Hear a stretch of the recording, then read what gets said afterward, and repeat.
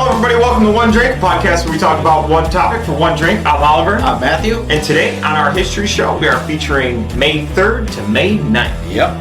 And of course, this week, like every week, there's some history in there to be known. Oh, yeah. Oh, yeah. And some wicked Medal of Honor stories. Yes. And those are always just... fastly becoming my favorite stories ever. Yeah. And we got a bunch, too. I mean, there's a lot. Oh, yeah. So, we're going to be at those for quite some time.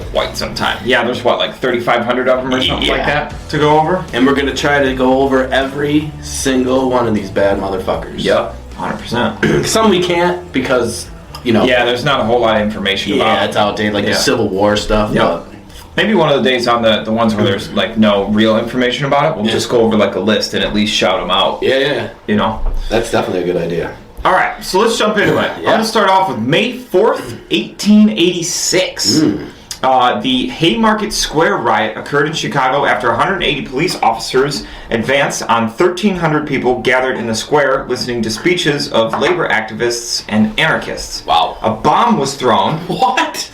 7 policemen were killed and over 50 wounded. 4 anarchists were then charged with conspiracy to kill, convicted, and hanged. Whoa! While another committed suicide in jail. 3 others were given lengthy jail sentences. That is crazy. That bomb must have been a pretty big bomb. Yeah, but in 1886, like, what's it made out of? Nitroglycerin? I don't know. Like, what the shit, man? It's crazy. Oh, man. Crazy. Chicago. Didn't Chicago... The fire and the... Dude, so much shit goes down in Chicago, dude. Poor Chicago, man. I'm starting to feel bad for that place. It's Chicago. Well, it's the ocean will always be my number one. I feel horrible for. Yes. Because of the 15 trucks every day. And then it's Chicago's slowly becoming that second with all the shit that goes on. Hell. Also, May 4th, 1973, the first TV network female nudity. Steambush. That's the name of the show. It just seems to go hand in hand. Oh, man. Oh, shit. Valerie Perrin became the first woman to display on purpose her nipples on American network television during the broadcast of this movie of Hollywood television theater. Valerie Perrin was seen taking a shower from the side. Only a few PBS stations were adventurous enough to carry the program. So she was just like, hey, check this out. Don Steambush. Steambush. Jesus Christ. That alone sounds just like an old... Let me tell you something. If I was on a network, if I was like a network executive and you came and pitched me a show called Steambush, I'd be like, goodbye. You're out. So, this belongs in the porno section. Right. There's a different place for this kind of show, and it's not here. Oh, but it does sound like an old school 1970s porno. Oh, yeah. 100%. 100%. Oh. All right, so I'm going to take us to May 5th. Cinco de Mayo. Yes. Celebrated in Mexico as Cinco de Mayo, a national holiday, is in remembrance of the Battle of Puebla in 1862, in which Mexican troops under General Ignacio Zaragoza, outnumbered 3-1, defeated the invading French forces of Napoleon III. Nice. Yep. Did you celebrate Cinco de Mayo? I always celebrate Cinco de Mayo. I don't drink tequila, though. Neither do I. No. I woke up in the trunk of my own car last time I drank tequila, so... That is a great story. Yeah. That must be told. That'll be it. That should be on. We'll do that on the show one day. It'll be like stories from our past. Oh. And we'll just go over some... Back in the day. Back in the day. We'll have a back in the day. We'll have a back in the day story. Yeah. Oh, man. I'll wear a giant t-shirt like we used to back in the day. A white one? Yeah. The white tee? Crispy. Yep. Crispy white Gotta tee. be a white tee. Gotta be a crispy white tee.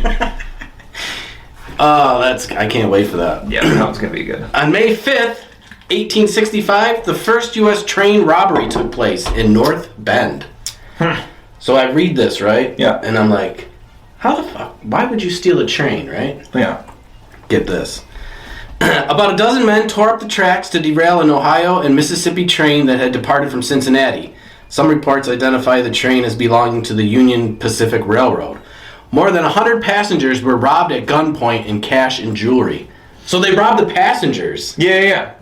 I was thinking... Oh, you thought they actually stole a train? Why would you want to... Well, you can only go so many places. That's what I'm saying. You're going nowhere. Yeah. So Dude, they used to do that all the time back in the day. When I finished, I was like, damn, they just robbed everyone on the train. Mm-hmm. They used to do that all the time, dude. It was a huge thing back in the day was train robberies. Because they used to send payroll and all. That was the main transportation was trains. And the outlaws and shit just used to... That is so crazy. Oh, yeah. I'm sure they didn't derail the train so it crashed. Yeah. There was a strategic way, I'm assuming, to where it was just to get it to stop. Yeah. Give me all your shit. And plus they probably knew, the wealthy, rich people. Mm-hmm. So yeah, they were just loading people. I'd rob a train if I was living back then. 100%. It'd be kind of fun, I'd totally be an outlaw. Yeah. It would be great. Oh, how are you gonna get caught? You just go in the saloon. How are you gonna get caught? You go in the saloon, just right? Badass. Guns and shit. Give me a shot. Stirrups clinking on the floor. Dude, I'm in, bro. You hear right. Tumbleweed going across the street. I'm in. Badass Oliver Garino. That's right. It's the OG gang. It's awesome. All right, May 6, 1937, the German airship Hindenburg burst into flames at 7:20 p.m. Wow. As it neared the mooring mast at Lakehurst, New Jersey, following a transatlantic voyage. 36 of the 97 passengers and crew were killed. The inferno was caught on film and also witnessed by a commentator who broke down amid the emotional impact and exclaimed, "Oh, the humanity." The accident effectively ended commercial airship traffic. Wow. Yeah. So they were potentially going to use those in the war as well, but they discovered with this that the gas used to fill them was so volatile and was so likely to burst and explode and cause all this crap. Have you seen the footage of that? Yeah. You have? It's crazy. I haven't seen it. Oh my god, it's unbelievable. You just see it literally burst into flames and then the whole thing just starts going down. Man. It's nuts. It's nuts. That's crazy. Yeah, but then the humanity, that's a super famous is it? saying now. Yeah, from that. Yep. So, we're going to go May 6, 1974. I'm an Oakland A's fan. They don't get a lot of attention. It's because they're the Oakland A's. It's because they're the Oakland A's. Yep. They got... I believe we used to have a hat hanging up. We did. Back here. In the beginning? The first season. You guys should go back and watch that. Yeah. Check out... we have Moneyball. Yeah. And that's about it. We were good in the 80s, but that's it. Yeah. So I did a little story here. A's pitcher Paul Lindblad makes an errant throw in the first inning of a 6-3 loss. Go figure. Mm-hmm. Ball ends his record streak of 385 consecutive airless games. Oh my god. So he went 385 games without an error. Wow. Yeah. That's impressive. I mean, that's a pretty good... I wonder if that's the record. I don't know. I wonder if that's the record. That's got to be a record, dude. That is so many games. Lot of games. Yeah, and they lost. And they probably because he screwed up. Of course they lost. They've been losing ever since 1974. They're getting better, though. They're getting better. Mm-hmm. How long have you been saying that? Since 1974? I mean, yeah. I think I came out the womb saying, I hope they get better. God damn it. They'll be better this year. Everyone always says that, too. They're like, dude, you've been saying that for years. You're like a Bills fan. Yep. Don't worry. Don't worry. Our time is now. All right. Take us to May 9th. Victory Day in Russia. It's a national holiday commemorating the defeat of Nazi Germany during the Great Patriotic War, which is what they refer to as World War II. Nice. Honoring the 20 million Russians who died in the war. 20 million? 20 million. Holy shit, I did not know that. Me neither.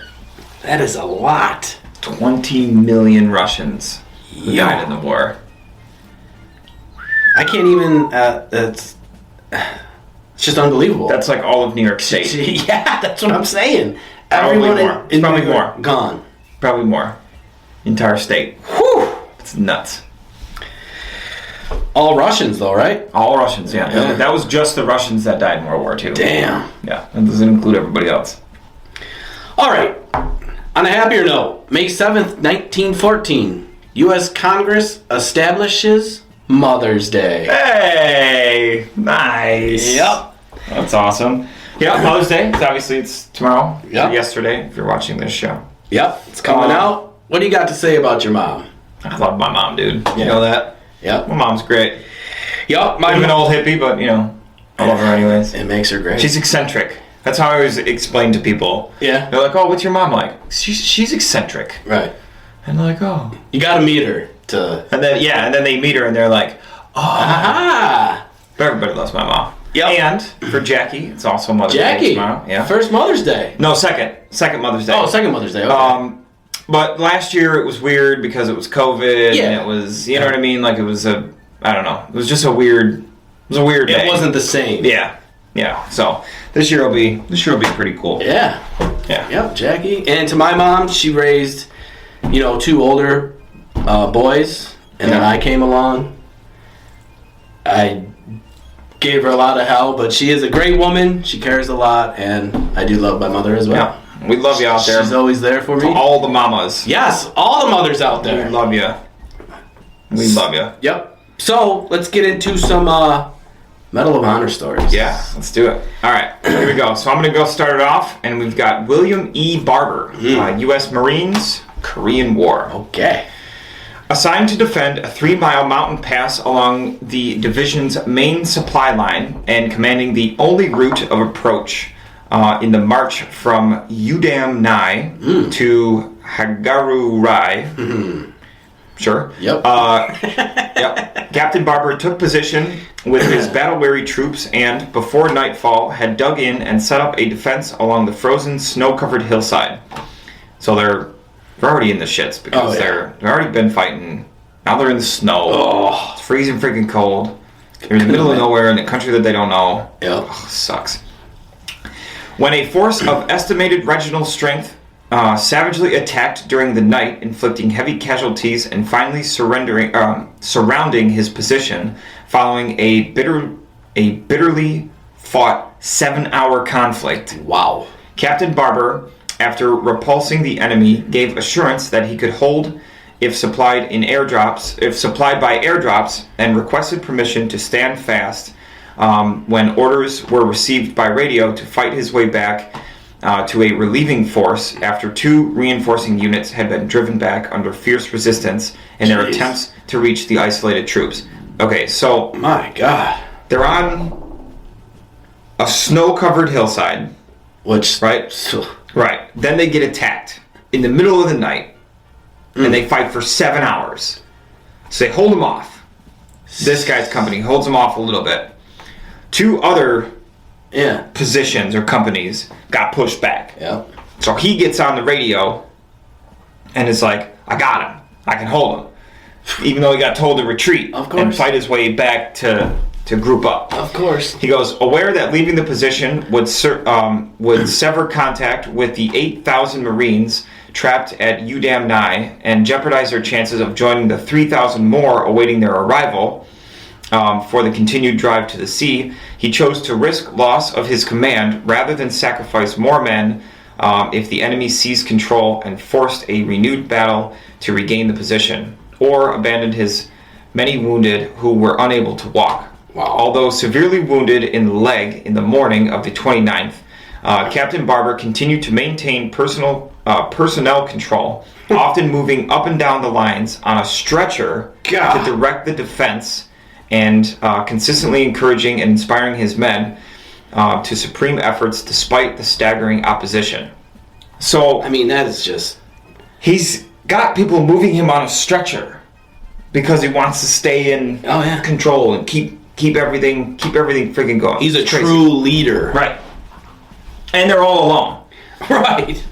So, waging desperate battle throughout 5 days and 6 nights of repeated onslaughts launched by the fanatical aggressors, he and his heroic command accounted for approximately 1,000 enemy dead in this epic standoff in bitter sub-zero weather. And when the company was relieved, only 82 of his original 220 men were able to walk away from the position so valiantly defended against insurmountable odds. So they ended up holding it. Yeah. Just 220 of them. When 3,000 got pushed back and 8,000 were over there. Wow. It's nuts. His profound faith and courage, great personal valor, and unwavering fortitude were decisive factors in the successful withdrawal of the division from the death trap in the reservoir sector, and reflect the highest credit upon Captain Barber, his intrepid officers and men, and the U.S. Naval Service. Wow. Bro. And in the freezing cold. Freezing cold. I mean, that just is a whole... Wounded in the leg, so he couldn't even walk. That... Couldn't get out, couldn't go forward, chose to stay and fight because he knew if they ran, they'd all get slaughtered. Yeah. Crazy. But that's just a whole nother level that, again, I didn't think of. Yeah. Like sub-zero temperatures. Right. Like, you have to adjust Not only to that. are you getting shot at, you know what I mean? Now, and it's freezing. Freezing, like... And then that, for 5 days and 6 nights, that shit went on. Just a constant fighting. days. For 5 days. I mean, great story. And they held it. Nuts, man. Leaders. That dude was a true leader. Yeah. So we're going to go to Lieutenant Samuel Woodfill. All right. World War I, U.S. Army. Oh, World War I.